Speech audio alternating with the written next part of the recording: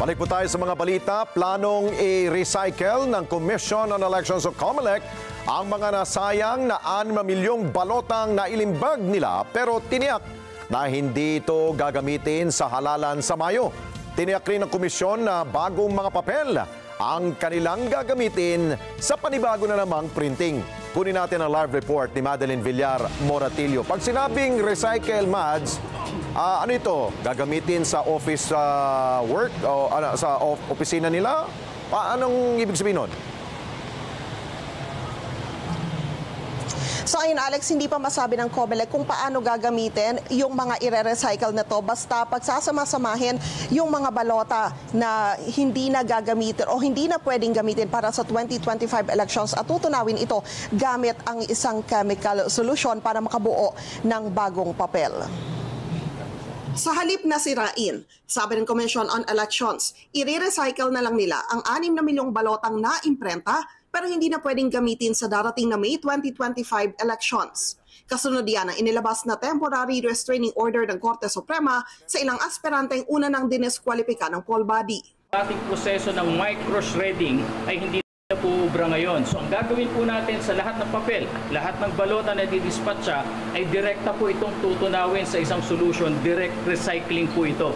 So pagkatapos po na natunaw na yung papel, talagang hindi na po magagamit yan. Nilinaw naman ni Attorney John Rex Laudianco, tagapagsalita ng COMELEC, na para sa muling pag-imprenta ng mga balota, bagong papel ang kanilang gagamitin.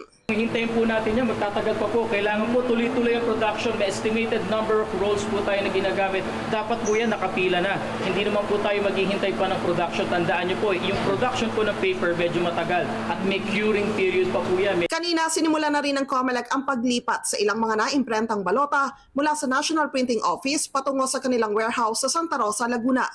Hindi kasi ito pwede sa NPO dahil malaking espasyo rin ang nagagamit nito. Po sa National Printing Office, nakita nyo maliit po ang facility natin. Kailangan po mabakante namin ang lugar na yan para pag nagsimula muli tayo ng pag-iimprenta, may lugar po kami na paglalagakan ng balota. Kailangan dalhin sa Santa Rosa warehouse para po mahiwalay naman doon sa ibang good ballots na dadali natin sa Biñan. Dahil ang Biñan warehouse po, yan ang staging area ng deployment ng COMELEC. So para walang mix-up.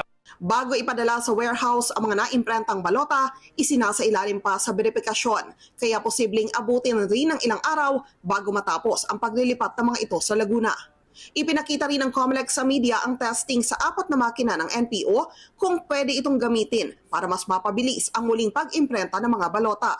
Pero kumpara sa high-end machines galing sa Miru, sa mga makina ng NPO, hindi pa nakakat ang balota. Kaya nakarolyo pa ito kapag lumabas at kailangan pa itong isalang sa hiwalay na makina. Sa pagtaya ng COMELEC, posible na sa kalagitnaan pa ng susunod na linggo muli nilang masimulan ang pagpapatuloy ng pag-imprenta ng mga balota na gagamitin sa May 2025 national and local elections. Hindi pa rin kasi natatapos yung ginagawang pag-amyenda sa election management system at maging ang pagbuo sa bagong ballot freeze. Balik sa inyo dyan, Alex. Alam mo, Mads, yung ikot ng makina kanina, parang ganun rin utak ng mga tao ngayon. Paano kaya mangyari yun? Yung recycle, sabi mo nga, lalagyan ng chemical para maging bagong papel na hindi naman to gagamitin sa pag-imprenta naman ng mga bagong election papers, no? So, meron na silang bagong makina na naman para doon sa recycling process? Yan ang hindi pa masagot sa ngayon ng COMELEC, Alex, dahil bago lang din kasi nila nalaman na hindi na pala pwede yung shredding at kailangan ay tunawin yung mga papel para maging yung mga safety features kasi noon ay kasama na ring matutunaw at makakasiguro talaga na hindi ito magagamit. Okay, so kapag yan ay naging papel ulit, sabi ko nga, ito'y siguro gagamitin nila sa opisina. 'Di ba? Tayo nga, 'di ba, kapag may mga marka na dito, pwede mo pa i-recycle 'yan para iwas gastos, 'di ba, Mads? Yes, tama ka dyan, Alex. So, posible na gano'n na lang yung kanilang gawin. Pero ang sabi ni Attorney Laudianco, makikipag-ugnayan din sila sa kanilang Finance Department kung paano yung magiging gamit nitong mga recycled paper na ito. Until now, hindi pa rin nila binabanggit kung magkanong lugi na natin kung dyan sa ginastos sila sa maling imprenta.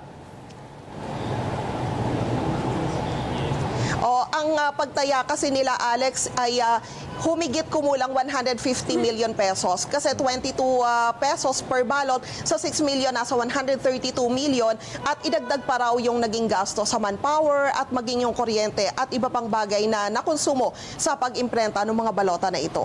Ayun, idagdag mo pa yung recycling process na naman, gagastos na naman ng COMELEC dyan. Maraming salamat sa iyo, Madeline Villar Moratillo. Maraming salamat sa inyo pong pagsubaybay sa Mata ng Agila Primetime. Para malaman ang matatag, matapang at matapat na mga balita, i-follow lamang at mag-subscribe sa @net25 TV.